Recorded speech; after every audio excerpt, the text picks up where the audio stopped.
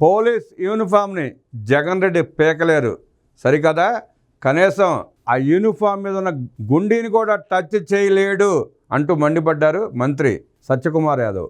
Police uniform అనేది చట్టాల పట్ల నిబద్ధతకు, చట్టం ముందు అందరూ సమానులేనన్న రాజ్యాంగ స్ఫూర్తిని ప్రతిబింబిస్తోందని అంటూ అలాంటి వ్యవస్థ పట్ల అనుచిత వ్యాఖ్యలు చేసిన జగన్కు రాజకీయాల్లో ఉండే అర్హత లేదని వైద్య మంత్రి సత్యకుమార్ ఆగ్రహం వ్యక్తం చేశారు.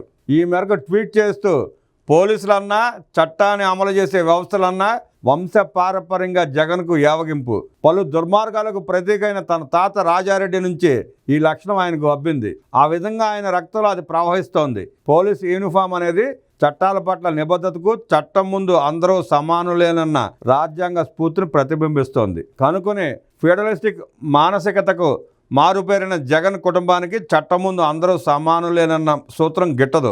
ఇతరుల కన్నా తాము భిన్నమని, చట్టాలకు తాము అతిథులమని భావిస్తారు.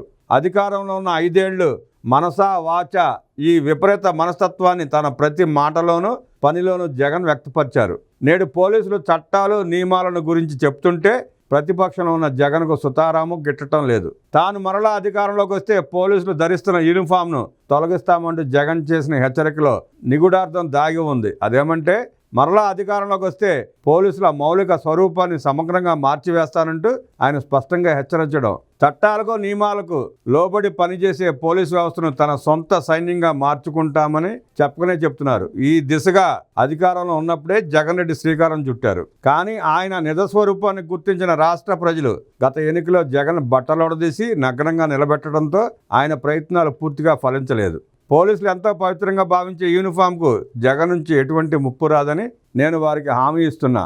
రాష్ట్రంలో ప్రజా సంరక్షణ దిశగా పోలీసుల టోపీలపై ఉండే సింహాలు గర్జిస్తూనే ఉంటాయి. జగన్ మరలా అధికారంలోకి రావడం అసంభవం.